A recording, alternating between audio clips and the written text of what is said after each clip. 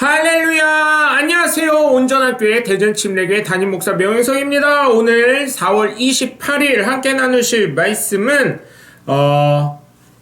열왕기상 1장 5절에서 10절 말씀까지 되겠습니다. 열왕기상입니다. 열왕기상 1장 5절에서 10절까지 말씀이 되겠습니다. 제가 봉독하고 함께 말씀 나누겠습니다. 그때 핫깃의 아들 아도니아가 스스로 높여 이르기를 내가 왕이 되리라 하고 자기를 위하여 병과 기병과 호위병 50명을 준비하니 그는 압살롬 다음에 태어난 자의 용모가 심히 준수한 자라. 그의 아버지가 내가 어찌하여 그리하였느냐고 하는 말로 한 번도 그를 섭섭하게 한 일이 없었더라.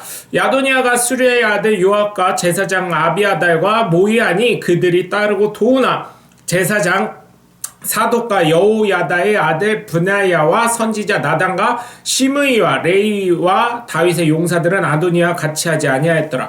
아도니아가 에드로겔 근방 소헬렛 바위 곁에서 양과 소와 살찐 송아지를 잡고 왕자 곧 자기의 모든 동생과 왕의 신하된 유다 모든 사람을 다 청하였으나 선지자 나단과 브냐와 용사들과 자기 동생 솔로몬은 청하지 아니하였더라. 아멘.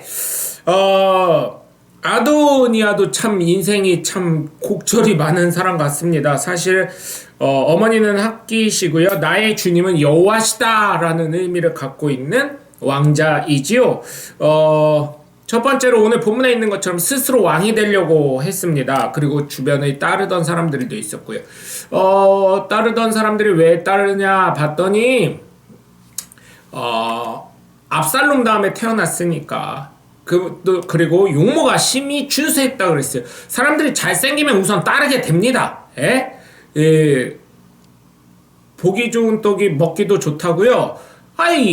이게 잘생기면요 사람들이 호감을 잘 사더라고요. 그리고 다윗이 섭섭하게 한 적이 없었다는 얘기를 봤을 때 이 자녀의 인덕이 굉장히 좋았을 거라고 저는 예상을 합니다. 이 스스로 왕이 그러다 보니까 다른 사람도 많았을 거고 그 사람 좋아 호탕해 남자야 남자 이런 얘기 들었을 거라고 생각을 해요.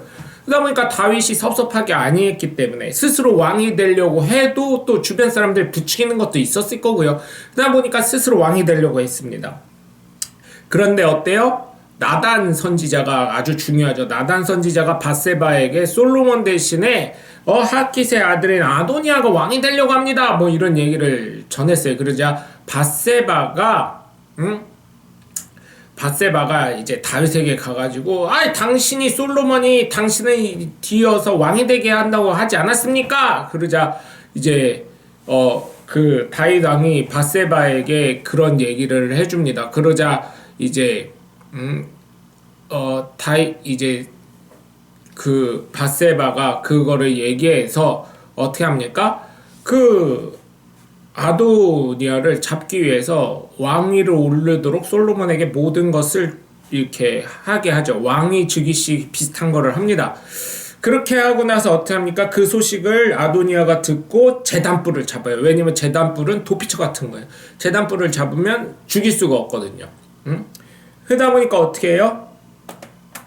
이거 죽일 수도 없고 안 죽일 수도 없고 솔로몬이 어떻게 합니까? 제단뿔을 잡은 걸 알고 죽이지 못하겠는데 하다가 그래도 어떻게 해요? 솔로몬이 그 제단뿔을 잡고 있던 아도니아를 죽여버립니다. 동생으로 해서 죽임을 당하죠. 제가 느낀 거는 왕이 되지 않으면 왕자들은 다 이렇게 처참한 처형을 당하는 걸 볼 수가 있습니다. 조선시대 때도 그랬죠. 왕이 되지 못한 왕자들은 궐 밖에서 살던지 아니면 죽임을 당하게 되죠. 결국은 다 죽임을 당합니다.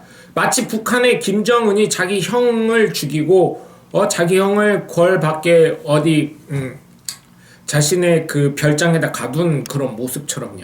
그래서 아도니아는 인생의 굴곡이 참 좋았던 사람으로 많은 이스라엘 그 당시 사람들에게는 인식이 됐을지 모르지만 솔로몬에게는 다윗에게는 항명을 일으킨 아주 불쌍한 신세를 지는 안타까운 왕자였습니다.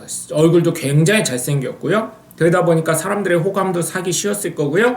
또 아버지 다윗도 그에게 왜 그러느냐 이런 얘기 한 번도 안 했다는 얘기는 아버지에게 순종도 했고 잘 모든 사람들과 관계도 좋았을 거라고 저는 예상하기 때문에 아도니아는 참 불운의 사람이 아니었나 그런 생각을 해봅니다. 그리고 하나님의 택함은 잘생기고 사람이 좋고 이런 게 아니라 하나님의 계획 안에 들어간 사람에게 있다는 것을 기억하시고 저와 여러분 모두 예수를 믿었다는 건 하나님 계획 안에 들어갔다는 것이니 정말 우리가 하나님께 순종하며 하나님의 뜻을 나타내는 하나님의 자녀이자 거룩한 동역자 되시길 주 예수 그리스도의 이름으로 간절히 축원합니다. 여러분 오늘도 함께 해주셔서 감사합니다. 저는 온전한 교회 대전침례교회 담임 목사 명현석이었습니다. 감사합니다. 샬롬.